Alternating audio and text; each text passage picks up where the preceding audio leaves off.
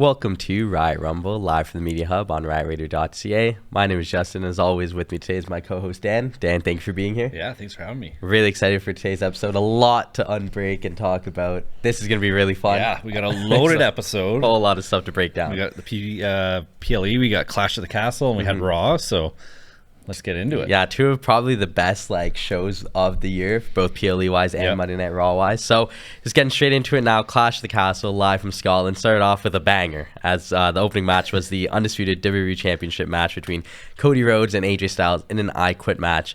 And what a match to start. Unbelievable. So heading into this match, I did rewatch a couple of recent I Quit matches just to kind of remember what they're like, what happens, because they're not a match that happens very, very often, but this one lived up, I think, to the past I Quit matches, and boy, these guys took a beating. So what happened? Yeah, this was like a hardcore match right from the start. I thought the tone was definitely set once they got the weapons out and you saw the kendo sticks flying, the chairs, and just I like with an I Quit match, since there is a live mic, you hear some of the emotions and the trash talking and whatnot. So I thought AJ brought it to Cody right from the off. I thought it looked like one of those matches where this was the heel that's going to be beating down the babyface for a bit, and we did get that, to be fair.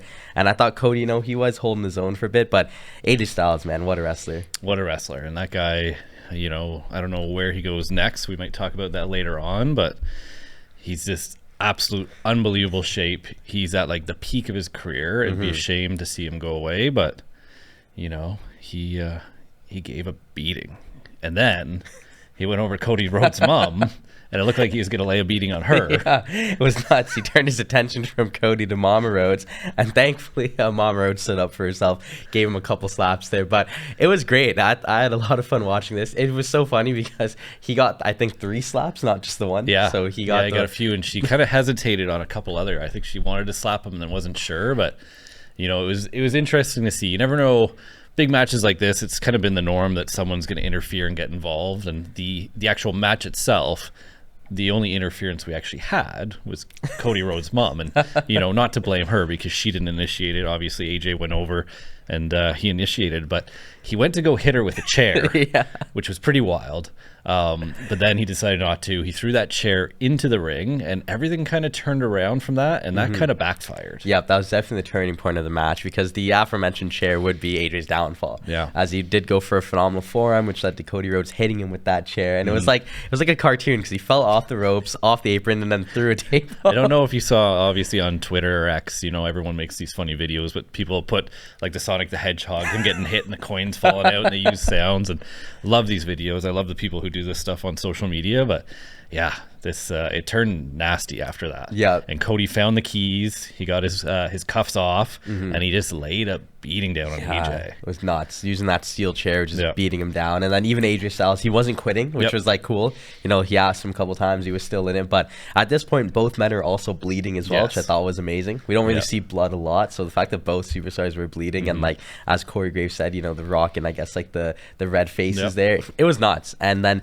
towards the end of the match, unfortunately, what happened to our boy AJ Styles? So kind of payback for a few weeks ago when AJ used those stairs and smashed Cody onto the floor. Well, Cody used the stairs. Cody picked up the stairs, brought him in the ring, and he was going to throw them at AJ's head, and finally AJ said, "I quit." Yep. And then when you thought it was all over and the match was actually over, Cody looked to his mom. She kind of gave him a little bit of a nod. He threw the chair or the stairs at his head after the match was over. Yeah. So kind of something you're not used to seeing from our champ. Yep. He's been a little unhinged the last couple of weeks. AJ definitely got under his skin. We saw him throwing away referees and security guards last week. And now he's throwing metal stairs at AJ Styles. But I think this is over. The two of them, they had their feud. Cody won twice. Yeah, it was very Homelander-esque there of Cody, just as he referenced it, he's he wants to rip out their throats. He said that to Paul Heyman, said that to AJ Styles, and now he's beating him down. I think it was a really good feud, though. I think, like we said a couple weeks ago, AJ Styles could really elevate any superstar. And I think when you have likes of Cody Rhodes taking up Roman Reigns' mantle, you have to have those good matches early on. And I feel like his 3 title defenses so far against AJ Styles and Logan Paul, they've been pretty solid overall. And you know what? We were going to probably discuss what's next for Cody, but then something happened after the match. Just when you thought it was over, and before we got on to the next match, the bloodline. Look at Solo there. Just, oh man, this was moments before disaster. I know Solo isn't quite well received on this show, but he would come down and confront Cody Rhodes before the rest of the Bloodline members would attack Cody as well. I was not expecting that to happen, and we thought Cody was alone. But then what happened after that? Then his good buddies came to his help, and I thought Randy Orton was hurt. Yeah, he's making his pretty return. good. Yeah, he does. So what happens now? Do we have a Kevin Owens, Randy Orton, and Cody Rhodes against the Bloodline? Yeah, this was pretty weird because we even were discussing this before, and we said, "Oh, there's no way Randy could return because he's injured. There's unfortunately, there's no way." But then he's back. There's no bandages. There's no wraps. There's nothing. Yeah, Andy was in his wrestling gear as well. My brother was dying. He's like, "Is he gonna fight?" Because like, why is he coming out in his full gear? But maybe this sets up, and we'll get to it later, but maybe this sets up different storylines for Randy specifically. But in terms of 3-on-3, I feel like that we have to get it. Maybe, just maybe, it's a surprise match for this Friday on SmackDown. They'll make that the main event because it looks like Randy's in shape to fight. So it's not like we got to wait too long. Were you happy to see Kevin Owens and the Viper, though, back? Yeah, I enjoy seeing the two of them together. They're definitely, the storyline with that Bloodline is pretty wild. I think it's really helping the Bloodline to introduce these new characters and these new members into the Bloodline by having versatile fighters like these who can fight and put up a beating. So, I'm interested to see where it goes. Obviously, we think there's going to be some more Bloodline members. Maybe some more members are going to be brought in to oppose against them, or maybe other groups are going to be brought in, but it's awesome. Love it. One thing, too, I did want to mention before we moved on to the next fight is that before this fight, AJ Styles and the referee actually brought AJ over to the ropes. And I think we do have a photo of it there. And the referee did shake the rope and say that rope was loose. AJ went over and he kind of did the grabbed the ropes and shook them. It was like an old what was the Ultimate Warrior. But that would actually continue into a couple other matches. So our next match was the WWE Women's Tag Team Championship, and right off the bat, Jade Cargill slipped off of the ropes and fell. I know. And it was that wonky rope. And it's like, there's been a couple events recently where there's actually been issues with ropes and issues with the ring, and it's like, how do they, like, if the referee knew, how wasn't that fixed before? I'm with you on that. The event even starts. Seems kind of dangerous. Yeah, even between matches too, because like you said, that Jade Cargill moment was the match after, and I was so surprised because I didn't even catch that. What we showed, I didn't even see that. So when Jade Cargill slipped, I was kind of like disappointed. I'm like, damn, like you're botching like that, like PLE, like what's going on? And a lot of people were slandering her online. Yeah, I did see that on social media. A lot of people just saying, oh, a couple of these fighters, like, it's a big event and how these fighters messing up. And it's like, well, first of all, if you watch Raw last night, like, even my wife mentioned, like, some of those guys were so greased up. It's like, why are you so greased up? How do you even grab a guy? But also, like, the sweat and the oil and everything gets on the ropes, gets on the ring. So, when you watch like a UFC event, by the end of the fight or the end of the night after so many fights, sometimes guys are slipping on like the blood, the sweat, the water. So, as much as these people are professionals, they're going to slip, they're going to make mistakes. But having a ring starting off like that, where like it's almost like a booby trap, because there's going to be more later on where the rings affects it. But, that's so, yeah, back to the match. Who won? Yeah, so this was a shock. So the hometown heroes of Alba Fire and Isla Dawn were able to pick up the win. I was shocked. I could not believe it. I know I said last week that I said something along the lines of Bianca Belair and Jade Cargill were probably the most dominant tag team across both divisions, men and women.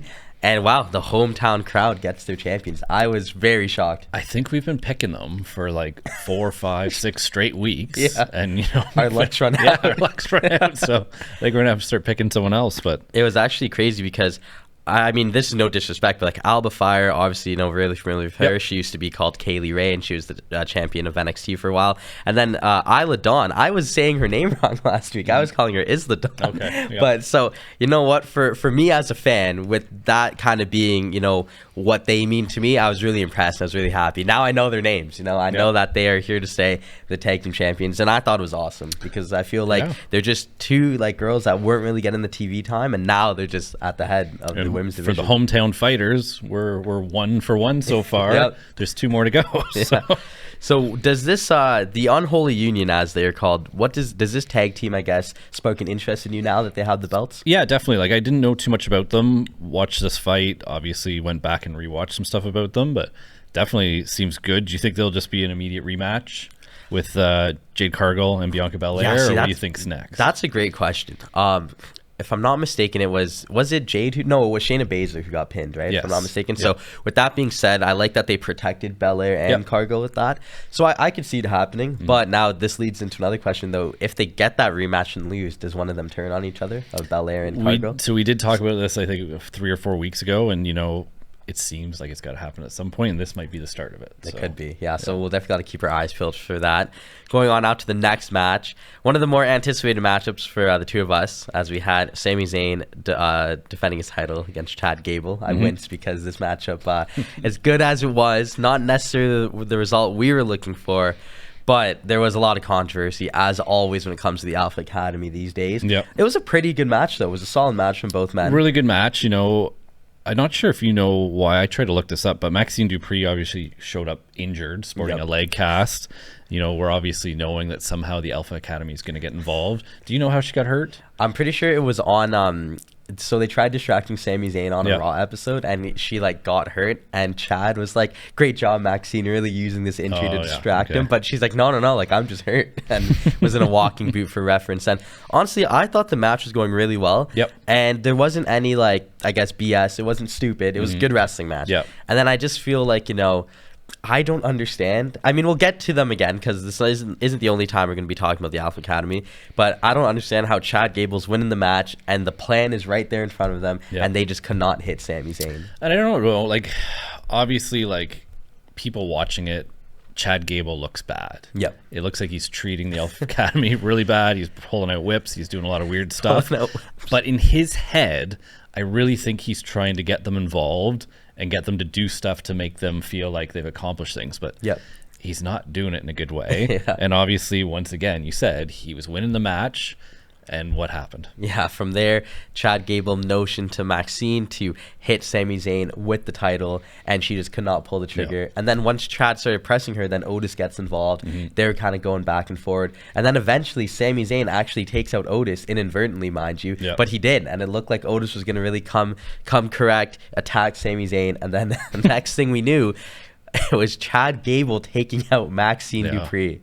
It was nuts, inadvertently, obviously. And that was it for Otis, right? So Otis picks her up and walks down the ramp, and he's out of there. And Chad's left to fight by himself.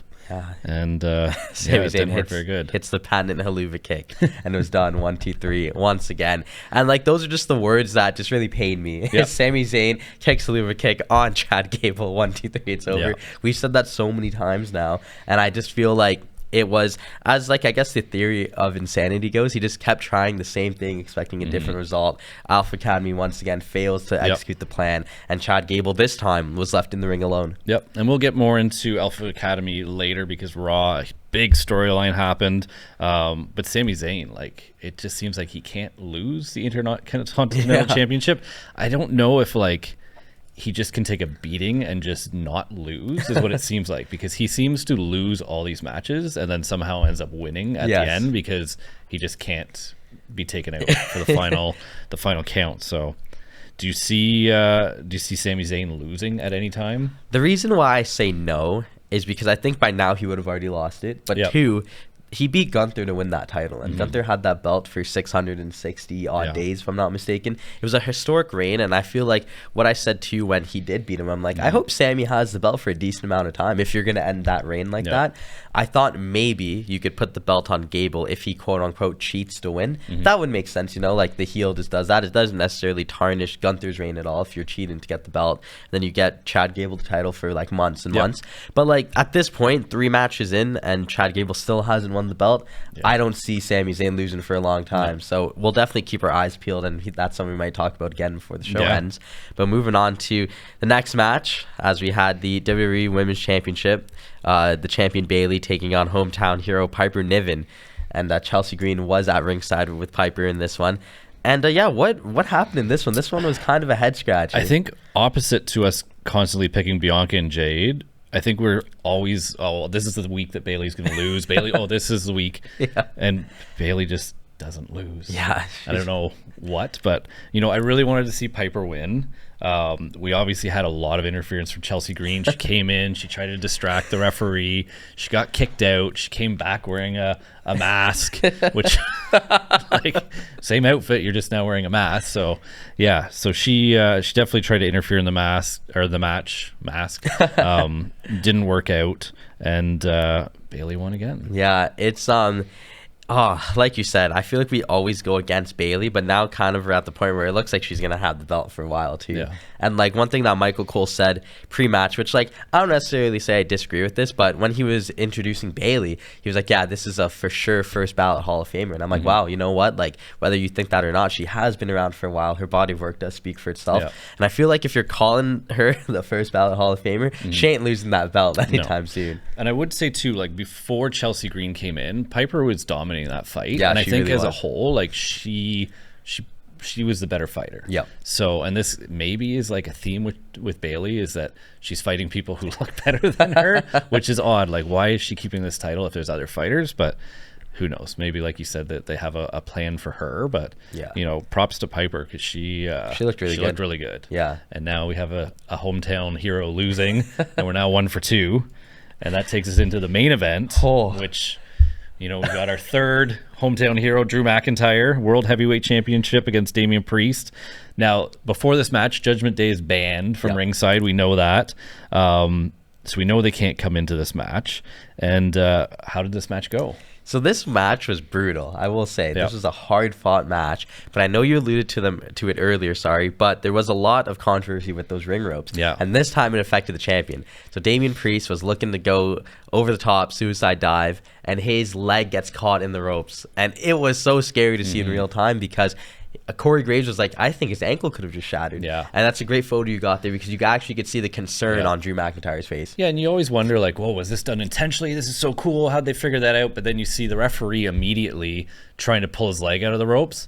That's a big guy. Yeah. And that's having that much pressure. He couldn't get his leg out of the ropes. Drew McIntyre's face there, terrified. And as you can see in the next photo, Drew got up immediately and actually went over and asked the referee if he's okay. And I think Damian said, I'm fine, just roll with it. But Drew was actually scared. I think the crowd was like, whoa, this isn't what's supposed to happen. But once again, the ring ropes, that's it's a problem. And Damian's lucky to escape, because he did leave this match with a limp. Yep. He did come into Raw with a bit of a limp, but I saw that they did an MRI and they said there's no major damage, so he kind of escaped a potential serious injury. Yeah, this could have been really bad. Like I said, it did look like he might have shattered his ankle, but then the whole entire match, as they say in wrestling, he was selling it well, but I don't know if it was really that much of a sell. I think he was actually going through and hurting. Good on them, they'll keep going and sell it as if it was done intentionally. But yeah, in terms of the match, though, I feel like before we got into the big controversy, I thought this match had some of my favorite spots of the year. Unbelievable. Priest kicking out of that Claymore kick. Yeah. Oh my God. He hit the Claymore, and I pulled out my phone and be like, yes, he's going to do it. And then when he kicked out, I was screaming. I could not believe it. I thought Drew had that match won. There's a couple times where he almost had it and the counts were really close, but these two just beat the heck out of each other. Yeah. And the referee. So an unintentional collision temporarily removed the referee. McIntyre hit a Claymore kick and went to go for the pin. Yep. And what happened?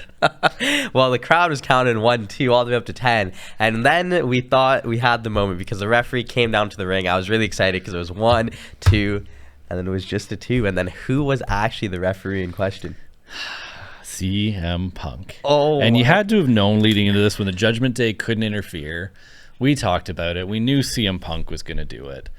And how unfortunate. The crowd's going crazy. Drew should have won. And CM Punk counts to 2 and then stops. And Drew gets up. He looks over. Priest still down and out. And they lock eyes. Oh, man. I think the guy on the left there wearing that blue shirt, that was me watching it in my room. Because the angle that they showed, you didn't see Punk's face at first. So I was like, I screamed. I was like, 1, 2. And then I saw those Jordans. And I'm like, oh, my God, it's CM Punk. And it was. It was insane. And it's like a feud that just keeps getting better and better. And they haven't even had a one-on-one match. So Drew absolutely snaps, obviously. He gets up, he goes over and chokes CM Punk, who then kicks him in the groin, and Priest takes over. Yeah, hits that South of Heaven choke slam, gets the 1, 2, 3. And the original referee comes back to consciousness. He's already okay. And the most WWE thing ever. Yeah, he comes back from the dead, gets that 1, 2, 3, and El Campeon, and still, what a match. It was honestly, like... I know it's not necessarily a shock because we did talk about it, but the way it happened was so shocking. Yeah, unbelievable. It was amazing. Wild. I'm not happy. I really wanted to see Drew win, especially in Scotland. I thought, he wins in his hometown. It's going to be absolutely electrifying, but this just keeps making the future match, maybe, of him and CM Punk just that much crazier, but... Yeah, it left a bad taste in my mouth. Yes, no, that is totally fair. I was watching that, and too, like, I love CM Punk, and even I was like, there's no way Drew lost again. My brother was like, there's no way he loses at home. That's what he said before the match. He's like, there's no way Drew McIntyre is going to lose at home, and if he does, it'll be a travesty. And then at the end, he doubled down. He's like, I can't believe McIntyre has lost in the UK twice now. First in Cardiff, then in his backyard in Scotland. You just can't catch a break. And he's definitely someone we're going to be coming back to for sure, but that did conclude the PLE. Yeah. I thought it was pretty solid. Awesome event. These two events back to back with Raw afterwards were kind of shades of WrestleMania and the following night, but this was a great event. It was. I enjoyed it a lot. I think post WrestleMania PLEs have all hit. I feel like none of them are kind of underwhelming. Even the NXT events have been pretty good too. So I'm liking that in the Paul Levesque era. We've gone 3 for 3 for PLEs. So it's really good. But now into our next segment, though. We got your patented Ringside Rumors. So what do we got today? A couple of Ringside Rumors here. So the first one up, obviously AJ losing. What's next for AJ? And he's heading to Japan. Yeah, this is going to be crazy. I was not expecting this at all. When this got announced, I was kind of like jaw dropped because I wasn't expecting this. I don't know if you were. No. Are you familiar with this Noah Wrestling? Because that's what this organization is. Yeah, he's going to. Unfortunately, I'm not actually. I know we chatted about it before, and there was a lot of rumors about them potentially doing a crossover. I have no idea really what this company is all about, and I'm not too familiar with that wrestler on the left there. But wow. Who would have ever thought this? We discussed maybe AJ Styles losing and doing a TNA event, not going back to Japan. And maybe super cool for him. Maybe they're going to let him do what like the Hardy Brothers are doing right now and just kind of bounce around to wherever they want. Yeah. Which for AJ, how cool. He gets to go do this huge pay-per-view event in Japan. Maybe he comes back, does some TNA stuff. Maybe he shows up on WWE again. And, at this point in his career, this is probably way more fun for him to go and experience all these different things. Yeah. So, like he said to Nick Aldis, he doesn't have a lot of time left, like you said. So I feel like at this point, you might as well go for it. So would you like to see AJ, I guess, not off WWE TV, but do you want to see him have like an extensive leave doing this kind of tour? Yeah, I think if he bounces kind of back and forth and when he wants to do WWE or if there's something appropriate for him to show up, maybe show up. But I think there's so much other storylines going on right now. And with the two big losses to Cody, where does he go, right? And, we know that a lot of the other belts are kind of set up with one or two other people trying to fight for them. So he can't really get his nose into things right now, I think, in the WWE. So going and doing this Noah, maybe doing some TNA, I think perfect for him. Yeah, it's going to be good. And you know what? Just to relay on that too, on Friday Night SmackDown, he did name drop New Japan Pro Wrestling, TNA, and Ring of Honor. So that was pretty cool. So maybe that was a tease of what's to come next for him. Absolutely. So we also have some potential SummerSlam Clash rumors. And these are obviously not our rumors, but, these are some fan stuff. So this was before Monday Night, or the PLE, I guess. So Randy Orton, Cody Rhodes. What do you think of that one? Oh, man, on paper, that is like, oh, man, that's going to be a crazy match if that happens. Kind of like your Anakin Skywalker versus Obi-Wan Kenobi because you got the teacher and the student. Oh, man, thinking back to the amount of history that these two have in the legacy back in the 2000s to now Randy being at the pretty much end of his career while Cody's finally in his prime, I think this is the perfect match for both of these men. Yeah, now you had mentioned, though, that not though at SummerSlam, which I agree. After this PLE, we've got Solo coming in, we got the Bloodline coming in. It probably now makes more sense that it's Solo Sikoa against Cody Rhodes at SummerSlam, but maybe WrestleMania 41. Yeah, this is definitely a match we need. Randy and Cody for the title. That could be nuts. Awesome. It could be nuts. And then obviously the next matchup, CM Punk versus Drew McIntyre. Maybe. Big question mark. We'll get into that more when we start talking about Raw, but after the PLE, this obviously we have to see these two. I think Friday night SmackDown's in Chicago. We're going to have the return of CM Punk. I believe he's going to be cleared this week to wrestle, so we could potentially see that storyline continue. What do you think? That would be really good, because like I mentioned, they're having such a crazy feud, and they haven't even stepped foot in the ring together, which is nuts. Like, it really speaks volumes to both men, and I feel like, not to repeat everything you said, but SmackDown Chicago, I think the good news, because he did tease good news, I think he's going to get cleared. So I'm really hoping for that. Then next up, we got Damian Priest versus Gunther, as Gunther does have that King Gunther. Yeah, he does. He has. I guess it's a number one contender shot at this point, but I guess it's really like he did mention before, he doesn't care who the champion is. He's going to be fighting at SummerSlam. I'm not saying I hate the idea of that match specifically, but I love the idea of Gunther fighting for the championship. Yeah, absolutely. And obviously, before we knew about this, we now know that there's some potential other people to fight. As a result of last night's or this week's Raw, but you know, a good fight. But now I'm more excited after watching Raw about the next potential fight, which we'll get into shortly too. And then obviously LA Knight, Logan Paul. LA Knight's in Logan Paul's swimming pool, drinking martinis, floating around on a floaty. He didn't want to fight. He was making fun of his Temu glasses, but now I think, you know, came into the man's house, and I think now he's like, okay, I've had enough. Yeah, I love the video when he's in that video. Sorry, he's like, "Where's my security?" It's like, how did he get in? But I think that match, like we said a couple episodes ago, now it is built up for SummerSlam, especially because that specifically is in Logan Paul's hometown. They weren't going to put it in Scotland, and they weren't going to do it on a day's notice. That was kind of our whole debate last episode. So that being said, I'm really excited for that one. I feel like out of those 4 matchups, that one is almost the one that's in concrete. I don't think at this point they would put it on Money in the Bank, just because of how big that SummerSlam matchup is going to be. Maybe they fight out Money in the Bank, Logan retains, but he cheats. So then it's like this builds up for like a proper fair match, maybe even no disqualification match at SummerSlam, and it's just like a banger. So I think that one is probably the most for sure fire. I could see those two having a thing that goes on for a while. Like, I think one fight between the two of them isn't going to be enough. So like if you said, I think probably Logan Paul cheats.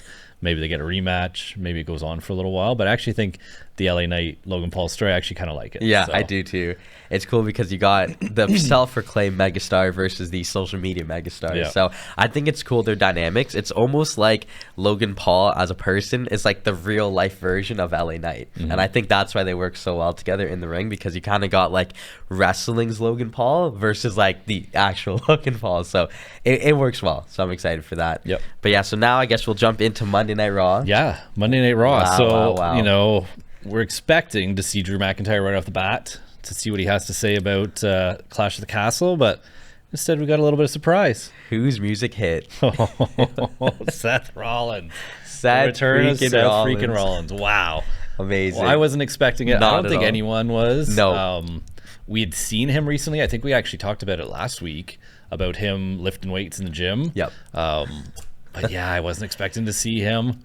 So excited. Look how greased up he is. That outfit.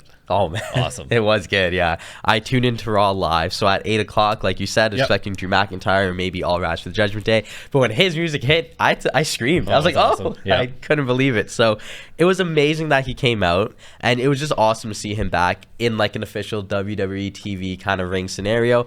But then, I mean, it was a great celebration, but then someone did come down and greet him. And it was the aforementioned. So this is the first time we've seen him since WrestleMania. Oh, it is, right? yeah. So Priest came out. Priest wasn't happy because Seth was running his mouth. And Seth wants that title. And it was amazing because he starts off, he goes, honestly, man, it's glad to have you back, but like, this is no longer Monday Night Rollins. I'm the champion. And so Rollins is balling out that he wants to win Money in the Bank and cash it in. And Priest was like, forget all that. You could get me one-on-one at Money in the Bank. And he's like, you sure? He's like, yeah, no, there is no like, you know, shenanigans. I am challenging you right now, one-on-one. This is the kind of champion I want to be. Great segment for me. And I think for Priest, like, he needs to prove that he can beat people without help. Obviously, the Judgment Day, he's been telling them not to get involved. They keep getting involved. Judgment Day gets banned.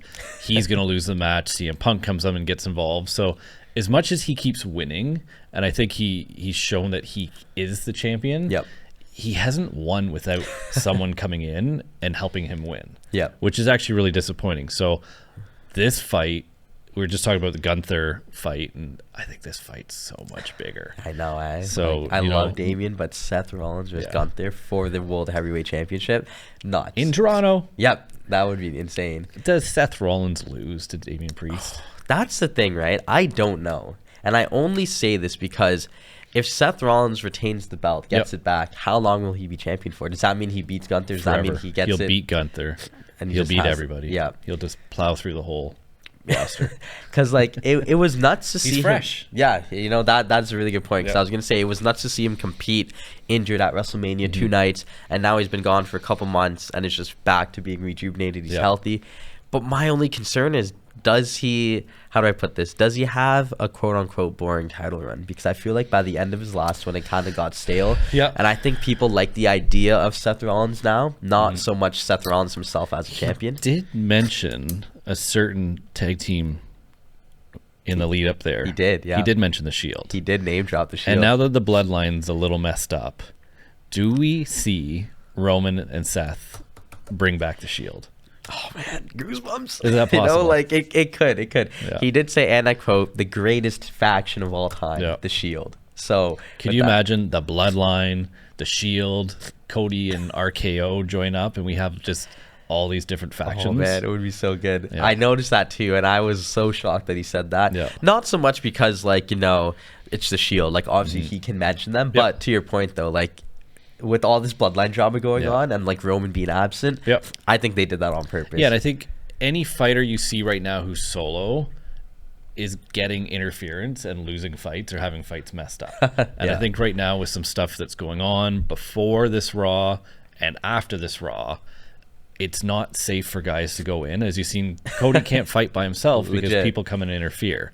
So it'd be really cool. We've got so many good fighters in the roster right now that you can't have them all fighting every night, but it'd be cool to see a lot of them ringside, and, you know, maybe one faction's fighting another faction, and outside the ring you've got a fight going on too, which would be kind of cool. So I wouldn't mind seeing like an era of just really cool factions and groups, and just teaming up to kind of protect each other. It definitely excites me, you know, like, because to everything you just said, it is so true to the point where it wouldn't even be like stupid. It would make sense, because if you're going in 1v3, there's no way you're going to win a match, right? So I feel like every superstar kind of needs that support. And maybe down the line, we're talking about the Shield versus the Bloodline, like you mentioned. So that's definitely something to look out for. Now, on a more sadder, I guess, note, there was some unfortunate news that I'll jump into next. So Drew came out, and the crowd shockingly chanting CM Punk, and couldn't even get a word in because they were so loud. And then he kind of just said, you know what, screw this company, I quit. And left. That's legitimately, if you did not watch the segment, word for it exactly what happened. I was in shock. I was just like, I thought he was going to come out here and just say, you know, CM Punk, like, you and I were going to fight, and let's get this out of the way. And he just said, that's it, I'm out. Yeah, he's done. What a moment. When you look back to, I guess emotional quittings in the WWE, or iconic quittings is what I should say, this one is right up there. You know, I thought about when Batista quit after he lost to John Cena, when Jey Uso recently quit SmackDown.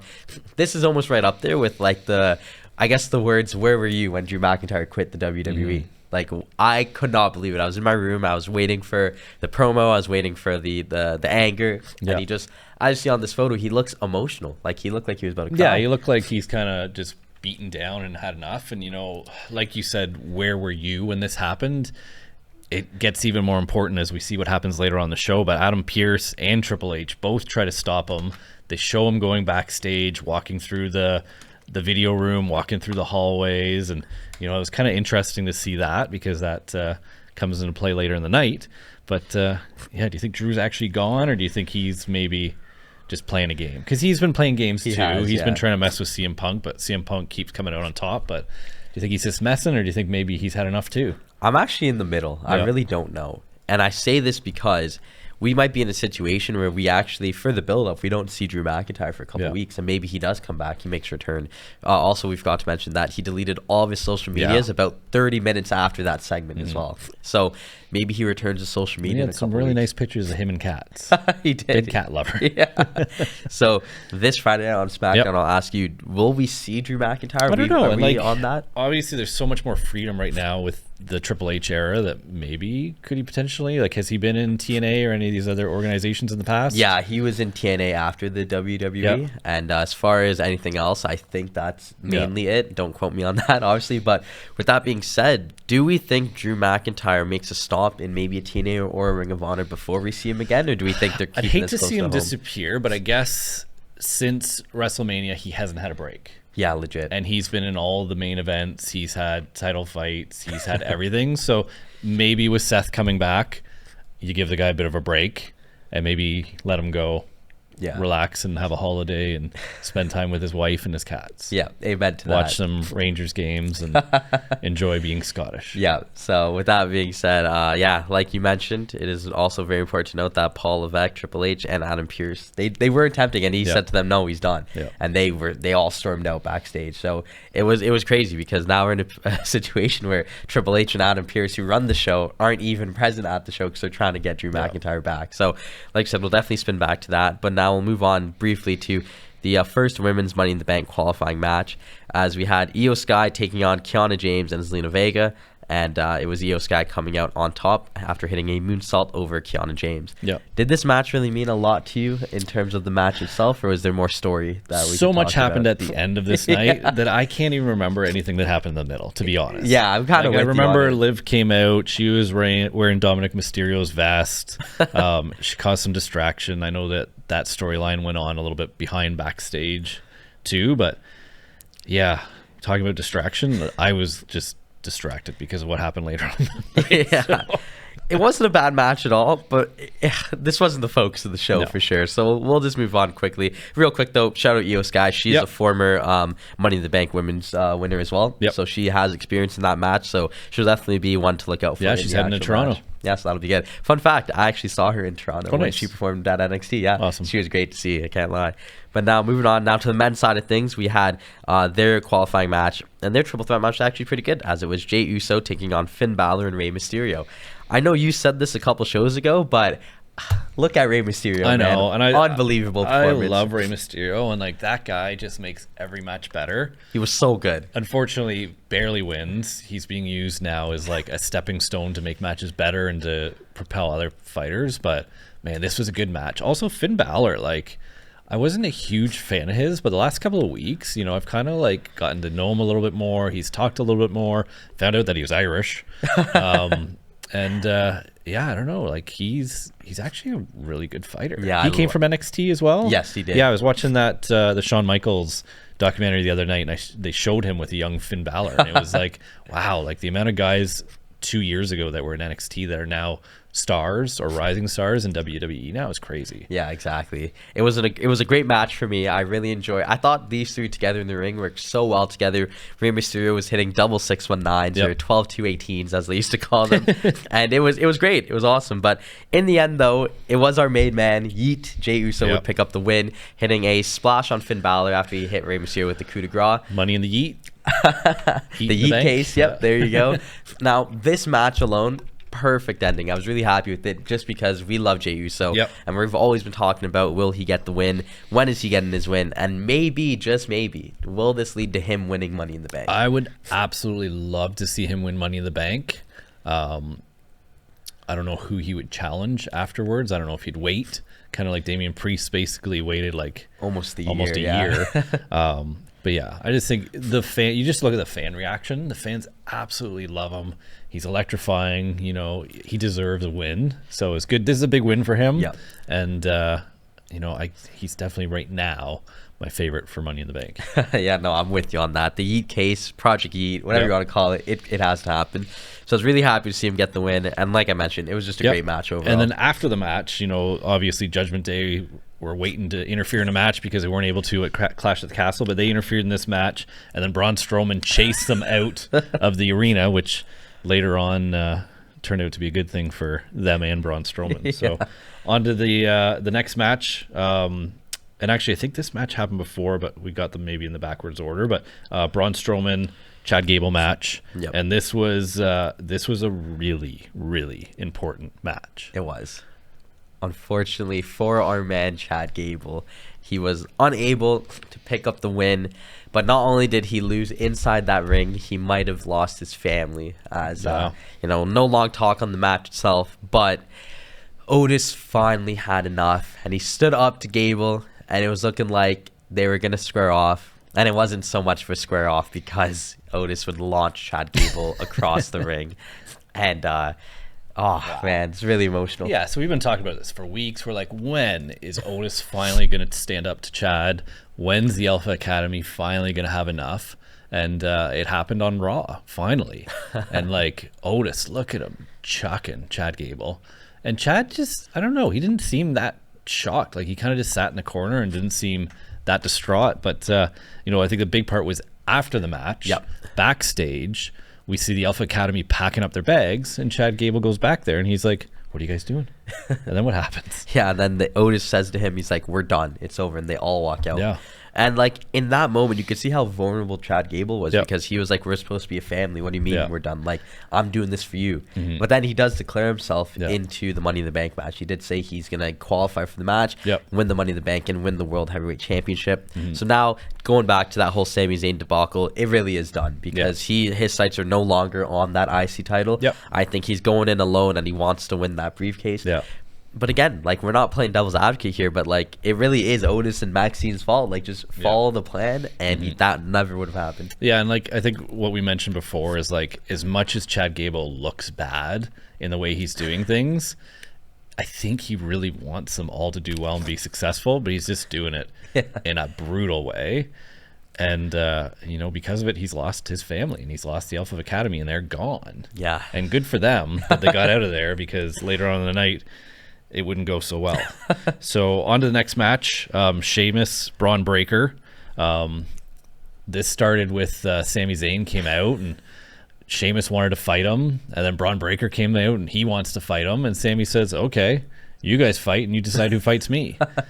So yeah, on to their actual match. It was brutal. Like, it was nuts. I love this photo because Sammy's like, oh, this ain't got anything to do with me.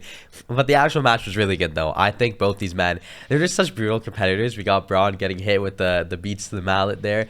And it was really good until not necessarily it wasn't. But then towards the latter end of the match, what ended up happening? So can we shout out Sheamus first? Oh, yes. Burger after burger after burger. I think that's done. Yep. Looks like he's been eating broccoli after broccoli after broccoli. He looks good. He does. He's starting to look trim. He's a big boy. He is. Yeah. But yeah, good for him. He rushed back. I think the WWE was in a bit of a pickle, and they needed someone to come in. I think he rushed himself back after his surgery. He got made fun of a bit. The Drew McIntyre story kind of made it a little funny and made us move on. But yeah, he looks good. So great match. Sheamus laid a beating on him. He did, yeah. Braun laid a beating on him. And then the story of the new WWE, we got some interference. Yep. We got Ludwig Kaiser coming down, and he absolutely just took out Sheamus' ankle. Yep. And it was unfortunate because it was a really good match. And then, as the photo has here, Ludwig was going to really finish off Sheamus. Yep. And surprisingly to everyone, Braun Breaker took matters into his own hand and speared Ludwig into next week. What a spear. An epic spear. Yeah. Like that, he ran from the other side of the ring. They're both running at full tilt. And Breaker just broke him. Unbelievable. Yeah. So oddly enough, the disqualification and the match went to Sheamus. I'm not sure how when someone interferes in the match. It always seems like the Judgment Day come and interfere in a match and Damian Priest still wins. I don't understand this call. But we now have, I guess, Sheamus going on to take on Sami Zayn. Yeah, honestly, if that's the match we get, I'm not too upset, if I'm going to be honest. But I might make a prediction, and maybe this actually leads to a triple threat match. Maybe they'll both all agree that should not have went like that. But if it is Sheamus and Sami Zayn, I think unfortunately for Sheamus, because he hasn't won that belt yet, I think Sami's just going to retain, unfortunately. Yeah. And Braun, I did read some articles that a lot of insiders from the WWE are saying that the Netflix era of the WWE will really focus on Braun Breaker. Oh, really? And I think He's definitely scary. He's definitely running through some people right now. He didn't look as dominant against Sheamus, but there's not too many guys in the WWE. Like Sheamus and Drew McIntyre are probably two of the bigger guys. Obviously Braun Strowman as well, but Braun Breaker, you know, he looked good. So yeah, I mean, we did mention before that he is the nephew of Scott Steiner there, so it is always good to see him. And yeah, honestly, for me, big fan of Braun Breaker, and I really hope he gets a belt sooner rather than later. And can we get Big Papa Pump back? Get him back. Yeah, we need to. But speaking of, I guess, uncles coming back. Finally. What happened? How long was this? Was this like 2 months? I think so. QR codes and glitches and timers. Yeah. And I guess people getting kidnapped. Timer ran out. Yep. And at the end of Raw, the lights went dark. And what happened? Oh, man. We got the patented Wyatt six. Chills. This was one of the best reveals of a faction, of a team I have ever seen watching the WWE. Yeah. It first started off with the girl in the middle there, presumably Sister Abigail, which we'll get to. Yep. Starting it off, and then she points at the door that she came through, and then the camera person walks through the door in that previously mentioned backstage area with no Triple H, with no Adam Pearce. And it was a wasteland. Yeah, it was TVs nuts. were smashed, lights were flickering, things were hanging all over the place. There was bodies everywhere, blood splatter. Terrified. It I was looked scared. like a scene out of a horror movie. I was actually like scared. And keeping this image up, or these images up, sorry. Like, look at them. they're so scary. I'm not necessarily someone that is afraid of horror movies. I love horror movies. It's just when stuff is in real life. And just this silhouette, oh my God. So Terrifying. Scary. And they, like you mentioned, were wreaking havoc in that little backstage area. And I think things went bad to worse for our boy Chad Gable. Because what happened to Chad? So Chad, backstage there, I don't know. There's some kind of a wound to the head. He doesn't look good. There are some rumors that he's dead. We don't know. We have no idea. But it doesn't look good. There were some hints leading up to this. Through the QR codes, through some of the websites and the links that, you know, this was going to be Chad Gable. As you can see there, these are some documents. It said, you stop saying thank you. He stopped being the nice guy. We got the CG Chad Gable, and I don't know. Is Chad Gable dead? I think I hate to say it, but maybe. I was like getting photos for this segment, and I was like, is this even PG? I'm glad we got a close-up there on the one that you pulled up there from Twitter. And, you know, there obviously were some other bodies, but they really didn't focus on them. I don't think they wanted us to know who they were. Some of them you could tell because tattoos and hairstyles, but, you know, obviously the first victim of the Wyatt Six is Chad Gable. Nuts. Like, why? Like, I know, what did Gable do? This is crazy to me. And it was like I said, scene out of a horror movie. It was nuts. And it was something that, you know, we talked about this last week. Maybe it was a bit dragged out, but then it happened and you're like, no, that was like worth that definitely wait. Worth the wait. The costumes, the masks, unbelievable. The spooky music, the smoke, the fog, the lights, super creepy.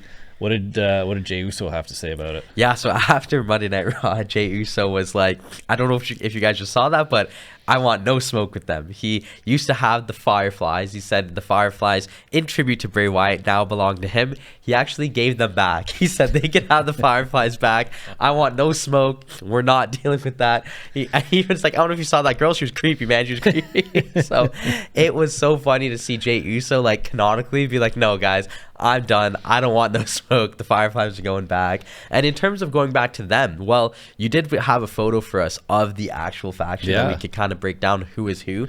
And I think this is pretty interesting here. So I'll let you take it away. Yeah, so we got Uncle Howdy is Bo Dallas himself. We've got Sister Abigail, as you mentioned, Nikki Cross. We have the Ramblin' Rabbit is Eric Rowan. Huskus the Pig is Joe Gacy.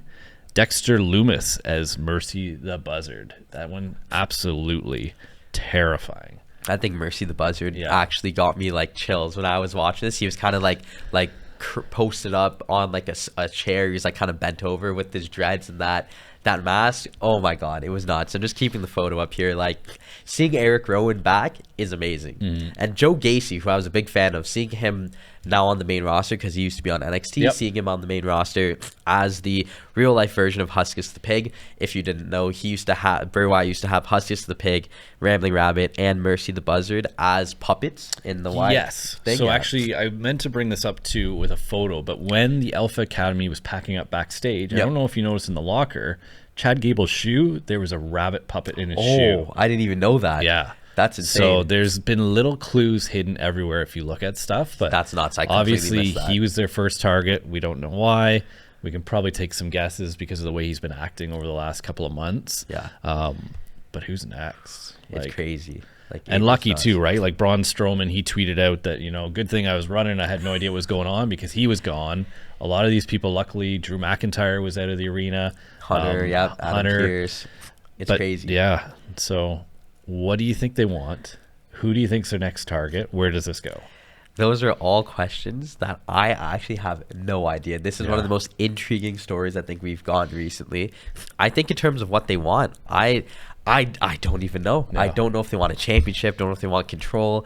I don't know if they want to necessarily take over Raw, take over SmackDown, who they want to fight.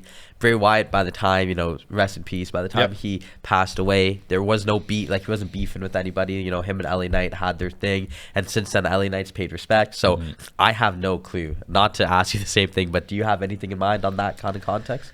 I don't know. I don't know if these people are even going to fight or they're just going to be beating people up backstage or what they're doing. Like, I don't know. I don't know if Chad Gable's dead, if he's just beat up bad. Is he going to be gone? Is he going to come back crazy? Like, he's already kind of crazy, but like, I don't know. I don't know if they're going to show up on SmackDown. I don't know. It was terrifying. It's going to be really cool. The build-up was worth it. Yeah. Really cool what they did with the QR codes and the glitchy websites and all the back pages and videos.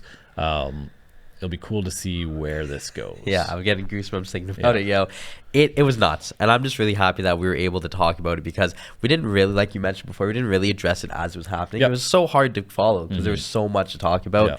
But now we finally get them in person, the Wyatt Six, and it's going to be great to see. And it's cool too. Like, obviously a lot of people are like, why is it called Wyatt Six and there's only 5 people? But Triple H had an awesome post immediately following Raw, and it was a tribute to Bray Wyatt, who is not with us anymore, but he's clearly the 6th member. Yeah. So it's the Wyatt Six, and he's there. I don't know if you noticed on Uncle Howdy's hand, he had one glove on, and it said Bray on the fingers. So he's definitely with them, and he's still here. He'd be proud of them. Yeah, this for was real. Pretty cool. Honestly, like, this is something that I didn't even think I could see, and like you said, he'd be really proud of them. Bo Dallas being Bray Wyatt's brother, if anyone didn't know that. So, I mean, it is common. But with that being said, though, it was amazing to see. I'm really excited to see where this goes and who they attack next. Yeah. For that being said, I think that's going to wrap it up for us today. What a way to end the show. What a good 2 events. Probably, the best back-to-backs we've gone all year. Amazing. Thank you guys again for tuning in. Thank you, Dan, for being here as always. Me. It's just awesome. Fun to talk about the WWE, and you know what? What's next? At this point, it just keeps on getting better and better. So thank you so much. That's going to do it for us today, guys. Make sure you follow us on social media at DCSA Media Hub. Subscribe to our YouTube, and always follow our Instagram at Riot_Rumble. My name is Justin. This is Dan, and thank you guys for watching, and we'll see you guys on the next episode.